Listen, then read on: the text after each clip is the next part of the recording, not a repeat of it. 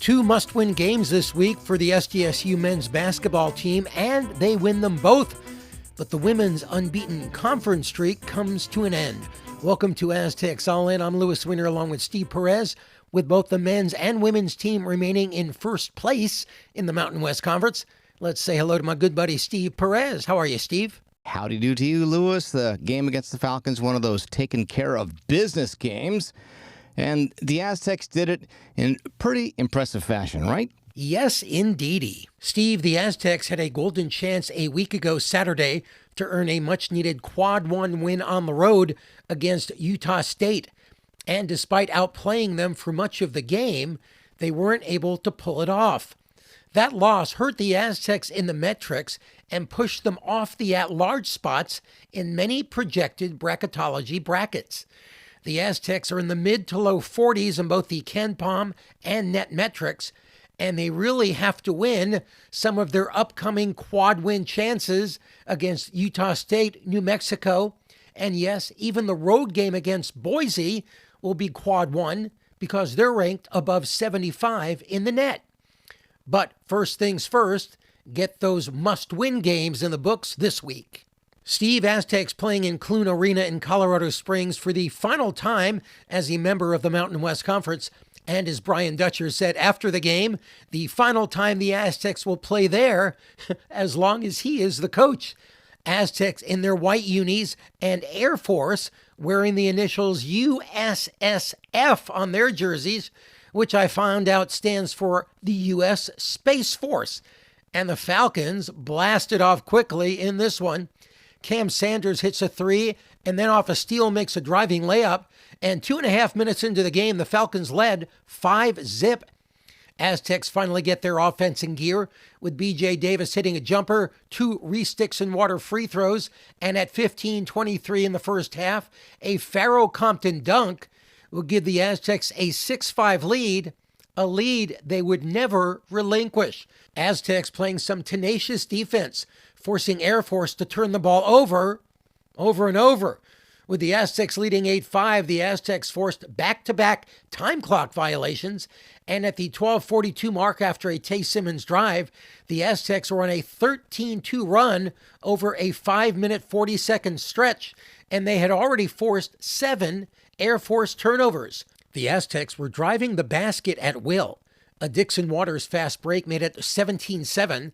Then after a Bird drive, a Miles Heide offensive rebound and score, and a fast break bucket from BJ Davis, the Aztecs in the middle of a 23-2 run suddenly led by 16, 23-7. Speaking of Heide, he was great. His best all-around game of the season. He also chipped in with 5 rebounds and 1 assist with his 13 points on 6 of 7 shooting. The Aztecs' offensive show continued when Dixon Waters hit a 3 with 5:53 left. It was a 20-point lead at 33-13. It was the Aztecs' 6th straight field goal at that point. But Air Force tried to stay close thanks to the 3. Back-to-back threes from Ethan Greenberg and Lucas Hoban made it 6 threes in the half for the Falcons, but they could get no closer than 16 points the rest of the way, with BJ Davis hitting a 29-footer at the buzzer to give the Aztecs a 45-26 halftime lead. Aztecs shot a scorching 56% and held Air Force to 40%, including those 6 three-pointers. Aztecs forced 12 turnovers and turned those turnovers into 20 points. BJ Davis was the leading scorer at that point with 12. Second half, Aztecs don't wait long to extend that lead. A BJ Davis jumper and Heide layup gives the Aztecs their biggest lead of the game, 23 points at 49-26. Air Force gets going in the second half with 5 straight points of their own to get back within 17, but the Aztecs are just too much. Aztecs turn a blocked 3-point shot into a fast break Miles Heide dunk to make it 55-31. Then Miles Bird gets the steal and finds Jeremiah Oden for the slam, and the lead is 26. But Oden mouths off after the basket. He's called for a technical, slowing the Aztecs down. momentarily, but that 24-point lead ballooned to 31 after a Sean Newman three to make it 66-35. And then the play of the game, Newman dribbling beyond the three-point line, lobs a fantastic pass to Pharaoh Compton for a magnificent alley-oop slam, and it's a 33-point Aztecs lead, 68-35. Unlike some games this season when the Aztecs have failed to put teams away, they were actually able to keep the pressure on, scoring points late as well, even with the Aztecs emptying their bench. Thakbor Bajak and Cam Lewin got some playing time in this one. The Aztecs got their biggest lead of the game, 86-49. That was 37 points with 3:26 left. And they waltzed to their 13th straight win over Air Force with a final of 88-54. Here are Brian Dutcher, Miles Heide, and BJ Davis, who finished with 16 points on 7 of 8 shooting after the game, courtesy of San Diego Sports 760 and Fox Sports 1. Just trying to play with a greater sense of urgency for longer periods of time, So this was a stretch. We had 2 games we had to win, and leading into our bye week, and now we have a bye week where we can rest bodies, we can hopefully get guys healthy, and then we can fine-tune some stuff that we haven't had a chance to work on. Situational basketball, length of the floor, need this. Sideline out of bounds, need this. So we'll work on some situational basketball during this time and then prep hard for Nevada. Yeah, we forced 22 turnovers. We only had 6. Yeah. So we had a lot more opportunity than they had. And so we took care of the ball, which was on the board, is important. Locating shooters. Whenever we play teams that have worse records than us that anybody would consider an upset, it's always the 3. Yeah. And so we didn't want to walk into a night when they had 12. They had 6 at half. We still had a lead, but then they only had, I think, 2 the second half. So they averaged 6.5. We gave them 8. We didn't give them 12, and that was a big difference. I felt good. We're at elevation, so it's always tough to overcome that. But, it was a good team win. I thought we played pretty well, pretty low turnovers. So, yeah. I've always been pretty tall, so I've always just kind of been the big man. Yep. But it's definitely helped just being around the rim. It helps my success now. So, yeah, absolutely. Our culture is defensive rebounding, so if we can get that done, the offense will take care of itself as it did today and kind of how it has the past couple games. I don't know how many turnovers we forced, but it definitely helped our offense and be able to run in transition. More than 20 by the end of the game. I think just staying composed. Like you said, they scored the first 5. Yeah.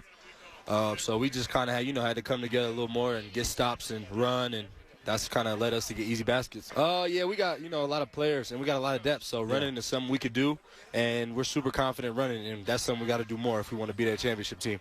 I seen they kind of shifted to that zone, and I heard Coach Dutch drive it, but I knew if I drove it, they was going to collapse. So I was like, I'm feeling it, so let it loose. Steve, look at the final stats. The Aztecs shot 60% for the game, including 18 of 28 in the second half. That's 64.3%. They held Air Force to just 40% and just 2 3-pointers in the second half. Aztecs scored 52 points in the paint, forced 22 turnovers while turning it over only 6 times themselves, and scored 32 points off of those turnovers. As I mentioned earlier, Davis was the leading scorer with 16 points. Heide added 13, and 3 other players were in double figures. Jeremiah Oden with 11, Reese Dixon Waters with 12, Pharaoh Compton with 11. And, by the way, Dutcher said after the game, it was the first game Compton had ever played as an Aztec where he did not commit a single foul. Aztecs with a midweek bye, and they'll be back in action Saturday night at home against Nevada. So the Aztecs win 2 games this week that they had to have. The other was a midweek matchup at home against Wyoming, and Steve has more on that one. Lewis, I said in our last episode, there's still a lot of hoop to jupe before the championship tournament. And one of those games was their final one in the regular season against the Wyoming Cowboys from 7,200 feet in Laramie down to sea level in San Diego. Cowboys came off a win against Colorado State, but came into the matchup at Viejas in the bottom half of the conference standings. That's just 3 conference wins against 7 losses. To the notebook for this one, as we who follow the Aztecs know the Aztecs won this one 72-63 on an Aztec career night for Reese Dixon Waters, or as I like to call him, RDW. Caught this one on the telly, courtesy of the TV coverage on CBS Sports Network. And many empty seats visible in the background, though the game was officially a sellout. Not a lot of scoring in the opening 5 minutes. Teams made it to the first media timeout around the 5-minute mark, tied 5-all. Cowboys would have led, if not for a jumper, by RDW. Typical Mountain West game with a lot of grappling and fouls, steals, mishandled balls for turnovers early. Point spread in this one was Aztecs by a dozen, as you told me, Lewis. And I know the Aztecs' Schmetrics probably took a hit because a last-second three by Wyoming brought the winning margin down to 9. We'll hear from Coach Dutcher down the road, addressing the notion of keeping the computers happy, which I happen to agree with his point of view. But for this snapshot in time going into this game, if it were up to the CBS bracketologists, the Aztecs would not be a tournament pick. They said in the broadcast that the Aztecs were one of the first 4 out, but now it seems after the game, somehow, CBS has them in. Anyway, back to the game notes. Aztecs dominated the final 5 minutes of the first half behind a couple of quick scores by Tay Simmons, seeing more playing time with the continued absence of Goon. And by the way, the drop in scoring you're seeing from BJ Davis since the injury to freshman sensation Elsie Harrington is due to the fact that he is running the offense as the point guard. He's looking to distribute as opposed to coming off the bench and subbing in for RDW as a scorer. And that's according to Coach Dutch. I'm not just making that up. Jeremiah Oden played his first 3 years for Wyoming. And against his former team, he got out on a fast break to score. RDW making a quick layup following a steal by Taj DeGorville in that closing stretch. RDW went 4 of 6 from the free throw line, while Miles Bird was 2 for 2. Half ends with Aztecs in front, 35-24. Second half, never had the feeling the Aztecs would lose this one, though they missed a lot of three-pointers that, had they made them, the score would have been in the 80s. As it was, they were 2 of 12 in the second half, finished the game 3 of 18, 17% from downtown on their home court. The inside game worked, though, against the outman team from Laramie, and by the time Pharaoh Compton grabbed an offensive board off a missed shot by Miles Bird and put it back in, still wearing that face mask for the broken schnoz, 2 of the Aztecs' 38 points in the paint. Compton's 2 made it 62-48 inside of 5 minutes to play, and it was pretty much over but the final score. Have to credit Wyoming for a pesky brand of defense that held the Aztecs below their season average scoring. Aztecs, though, took decent care of the ball in this game, committing 10 turnovers. Off night for Wyoming's leading scorer, Leland Walker. He was averaging nearly 15 a game, and he had a monster game against UNLV in early January, scored 28 in that one. But on this night, he was held to just 7 and fouled out of the game with 5:33 left. A career night for RDW in an Aztecs uniform. He scored 23 on the night. At SC, he had a game where he scored 24. Oden, going up against this old team, marked his 1,000th career point. It came on a three-pointer with 6:02 left in the first half. He finished the night with 7. Miles Bird scored 12, half of those points coming from a 6 of 8 performance at the free throw line. He also led the team in rebounds with 8. Taj DeGorville had 6. And now in the game's closing moments, the Aztecs let the point spread get away from them. And it was the subject of some consternation among certain members of the media. Louis Weiner. Louis Weiner. But inside of a minute, Aztecs were covering by 15 points, the spread being a dozen, and they were still covering the spread after giving up a 3-point play on a Wyoming 2-pointer. Sean Newman Jr. fouled the shooter. The free throw was good. Aztecs on their possession inside of 50 seconds record 2 missed 3-pointers by DeGorville in a 15-second stretch. His second miss came with about 9 seconds left in the game. This one bouncing out over the backboard, dead ball. After that miss, Wyoming jets down court, gets off a 3-point shot before the buzzer, and is good. Final score, 72-63. Gamblers curse the Aztecs for the effort down the stretch. Reminds me of an old Flintstones episode, Lewis, where Fred is at the races and he's not having a good day. Some wily old gambler asks Fred if he wants a hot tip from a seasoned Southern pro. And Fred leans in all excited and says, yeah, what? Don't bet on the races. Seriously, it gets back to those Schmetrics where the Aztecs might have been downgraded by being unable to beat the spread, the point differential being one of those prized Schmetrics. Personally, I'm with Dutcher on all that. Focus on winning the game. Everything else will fall into place. In the Aztecs' case, they can be assured of a tournament bid by winning the Mountain West Conference tournament next month. That comes with an automatic bid. Maybe even winning the regular season will do it. That means that they'll have closed out the regular season with some more of those prized Quad 1 wins. Either way, and credit to Lewis for bringing up the point after the game, Dutcher says he can't let failing to cover the spread bother him. It's a bad beat on ESPN right now. I know that much. If you're a gambler, you're not very happy. But I don't worry about that.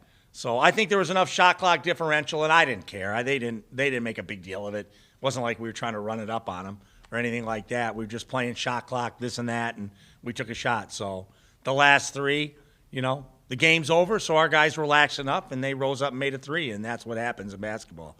So if we win the conference or we win the postseason tournament, we'll have a good chance to play in the NCAA tournament. But these point margins, if we're on top of the league at the end of the year, we'll have played ourselves in. A little later, mentioned the one thing players can do in those circumstances that would bring a smile to his face. Yeah, I wish it would have went in. So if they took it, I hope they would have made it. Lewis, the Aztecs may see Wyoming again in the conference tournament or perhaps a future buy-in game. But Dutcher says he personally will not ever schedule a game in Laramie, ever again. I think he has 7,220 feet of reasons for that, Lewis. Aztecs have enjoyed success against the team from Cowboy Country, though, defeating the Pokes 18 straight on their home court. Since 2014, Aztecs have only lost twice to them. Last time on a neutral court at the Mountain West Conference Championship Tournament in 2015 in Las Vegas. And before that, Aztecs last lost to the Cowboys in Laramie in 2014. Aztecs were then ranked number 5, but looked like they were playing in quicksand. They still led by 7 at one point in the first half, but went on to score just 23 points in that first half and trailed by 9 before losing 68-62. Over to you, Lewis. Steve, the San Diego State women's basketball team is back to its winning ways, dominating San Jose State on the road 81-52, bouncing back nicely from its first conference loss of the season. Aztecs remain in first place in the Mountain West Conference at 12-1 and move to 18-4 on the season. Now, this win wasn't unexpected. San Jose State came into this game with a 1-12 record in the conference and 3-21 on the season. Still, after the disappointing loss at Grand Canyon, the Aztecs got well fast in this one, shooting 54% from the floor and dishing out 18 assists in a game that they never trailed. 4 Aztecs scored in double digits, led by Kennedy Lee with 16. Naoma Panganiban scored 13 on 5 of 7 shooting. Nat Martinez scored 12, and Bailey Bernhard added 11 with a team-high 6 rebounds. Here's a wild stat. The Aztecs are now 32-2 since the beginning of last year, when 3 or more of their players scored 10 or more points. Aztecs ran out to a 13-1 lead in this one, forcing the Spartans to miss their first 7 shots and maintained a double-digit lead the rest of the game. The Aztecs were red hot in the second half, shooting 60% from the field and 55% from 3.